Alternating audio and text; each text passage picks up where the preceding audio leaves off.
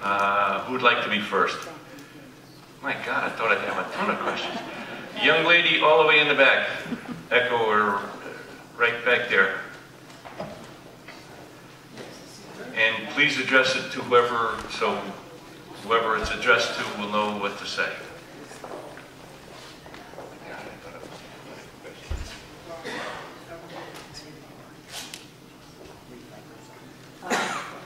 That's it. I'd like to know of the incumbent who is running against Davis. Do you intend to change the character of this town in any way? Mr. Edelson, is this question for you? I wish it. Well, again, just make sure I understand the question is whether or not I intend to change the character of the town. And the simple answer is no. I think, like everyone I speak to, the rural nature of this community is something that is very important. It's what's brought a lot of us to want to live here. We've made many strides as a community to keep or preserve open space.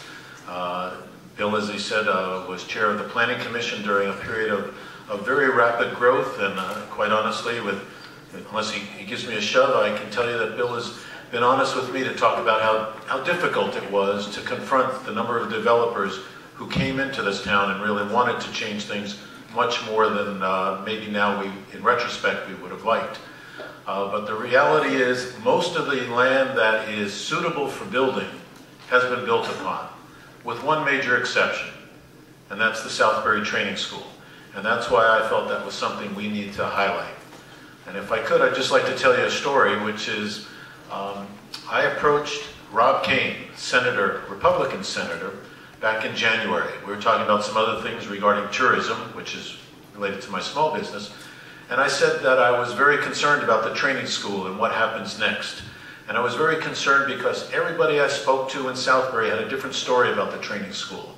So much misinformation seemed to be out there about what's up there, what's the opportunities, what's the liabilities that we might face. And I said, what we really need to do is have some public conversations where people come from Hartford, at least the people who should have the information, come and explain that. And Rob said, well, that sounds like a good idea. I said, well, actually, I've been talking to my counterpart at the Republican Town Committee about the idea of a bipartisan forum. You might remember back, bipartisanship used to be a term that we used to throw around from time to time. And let me talk to him, I said to Rob, and maybe we can pull something off. He said, if you get a venue and you get cooperation of Democrats and Republicans together, I'll make sure we get the right people there. I went to the Republican Town Committee, and their response was, we're not interested.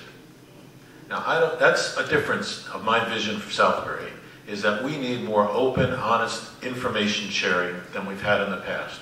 We can't have things done in the back rooms of a few small people making decisions for the rest of us. So back to your question, rural character of our town is critical, something we need to preserve. I believe the surveys that are just being completed or tabulated on Plan of Conservation and Development reiterate that that's a very strong feeling in the town. I will do my best to do that, and one specific way I plan to do it is to be very aggressive about preserving the Southbury Training School agricultural lands as a permanent easement.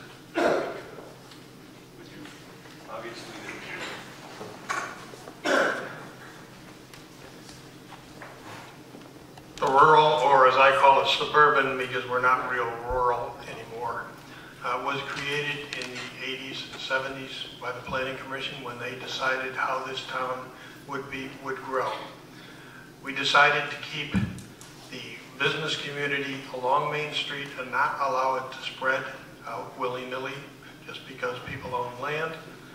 We also decided that there would not be 5-story office buildings along Main Street, 5-story apartment buildings. We did that by limiting the spread of sewers, because without sewers, you can limit the growth, the potential that takes place. Southbury is a beautiful town, and a lot of that is attributable to the town fathers long before me, who decided with a vision what they expect this town to be.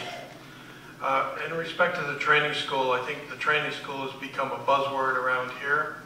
The Southbury Training School belongs to the state of Connecticut. As far as we know, they have no intention of either giving or selling that to the town of Southbury or anyone else. I've spoken with Eugene Harvey over there, the director. He said if the decision were made today to close that training school, it would take 7 to 10 years to even begin to do it, which doesn't mean we shouldn't think about what needs to be done over there. When the training school does become surplus property, it will be offered first to other departments of the state of Connecticut. And if they have no use, it will be offered to the town of Southbury at fair market value. If the town of Southbury refuses that offer, it will be offered to other developers, and then the town would be have the opportunity to match that price, whatever the developers created. We do have a vision for Southbury Training School. The conservation easement on the farmland at the top of the training school, 900 and some odd acres, would be a giant step in preserving the rural character of the town.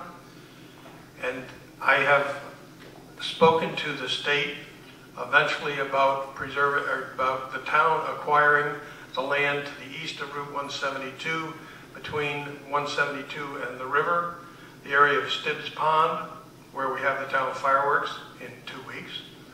Has ball fields there.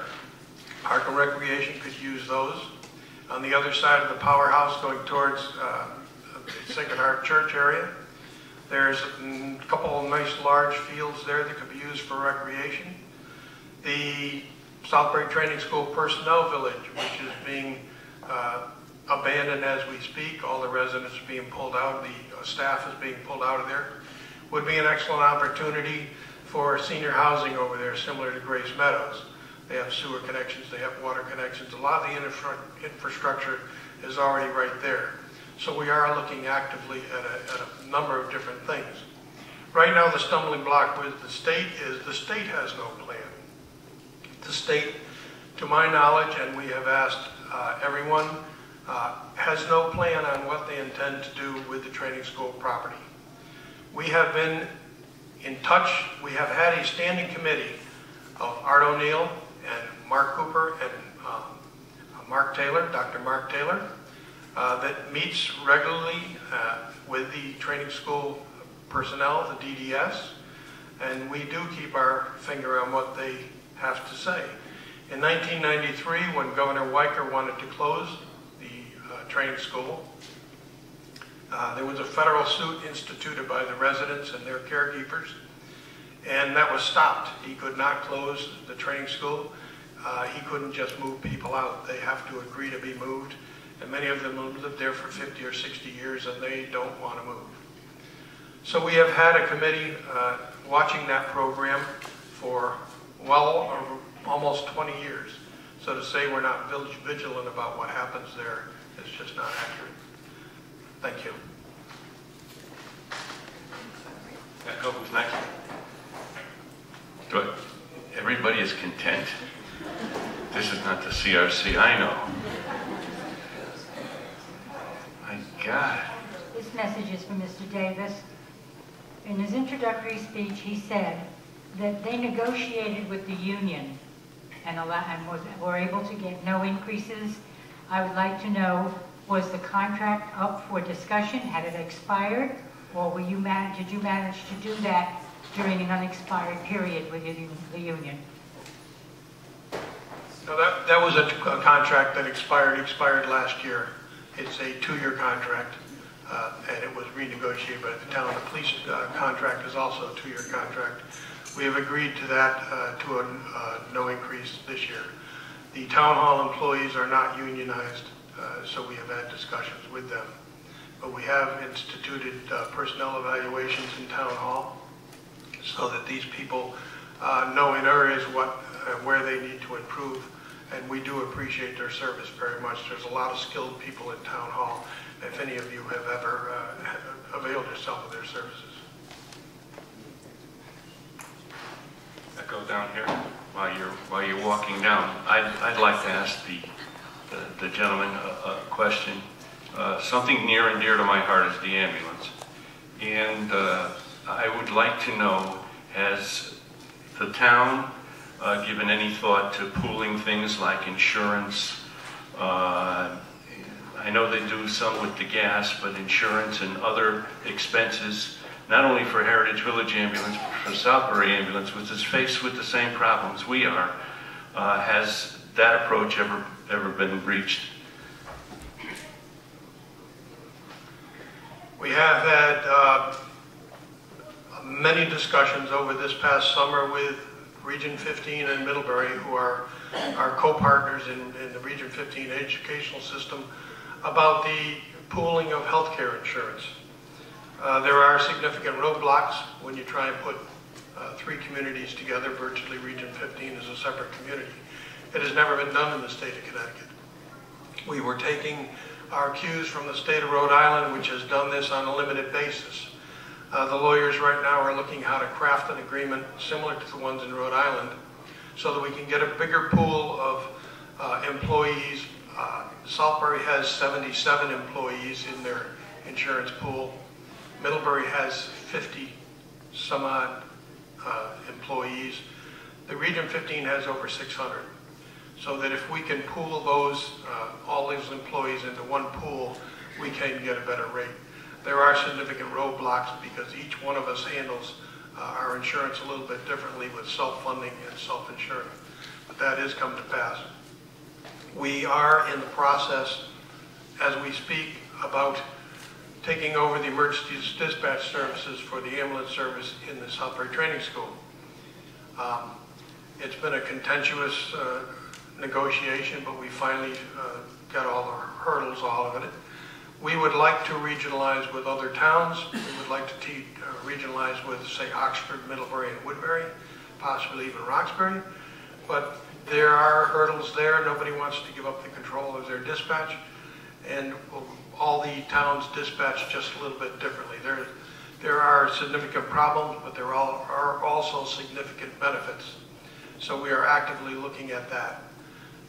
We are looking at sharing of major construction equipment with different area towns where a large piece of expensive equipment, right now we're looking at a paving machine, would be purchased by the region and shared with the other towns. There are significant problems with that. If it breaks, who's responsible, who houses the machine, who insures it. Everyone wants to use a paving machine during the summer months. How do you schedule those things? So there are discussions that have to take place.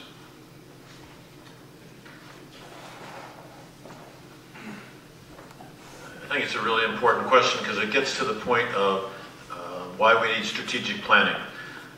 When we look at our services like the ambulance and the fire department, we can see things that are going to happen differently in the future. Bill alluded to the dispatch. 2 years ago, as a Board of Finance member during the budget process, I recommended that we look towards regionalizing our dispatching. The response I got was, it'd be too confusing to have dispatch for 2 or 3 towns around here because we all have a main street. And how would the policeman know which main street to go to? I said, well, you know, New York City has one dispatch center for all of New York City. If they could figure that out, I think we could figure out how to resolve the Main Street issue. I was met at that point with lots of resistance towards regionalization. This is very refreshing for the first time to hear from Bill talking about wanting to reach out to other communities to see how we can share resources. We know we need to do this. We know that we know that towns in Connecticut, the only way you can move towards efficiencies is we've got to do better at regionalizing and collaborating. We finally have a governor who understands that and has actually said that's going to be something he's going to create incentives for. Some communities in the Northwest have already done that. I hear Bill talking about it. As I say, that's refreshing. That's the first step. But we need active leadership, I believe, active leadership who recognizes that you get savings by looking towards collaborating with others and figuring out how you can lower your overall expenses. Not by just looking only at town hall, which is important, but looking beyond that. Related to that, again, with the ambulance service, when we got the call from the Southbury Training School saying that they wanted to stop their own dispatch service, which came as a surprise. Should it have been a surprise? I don't know if it should have been a surprise. But we know now, when I talk to people on the ambulance service, what's the next what's the next shoe that they're going to drop? Could it be their ambulance service up there at the training school? Seems likely to me. What are we doing to plan for that? Could it be their fire department? Seems like a likely next step to me. What are we going to do about that? That's when you need to look at your threats, and you start to identify those threats early so you can prepare for them, and so when the change comes, you're ready.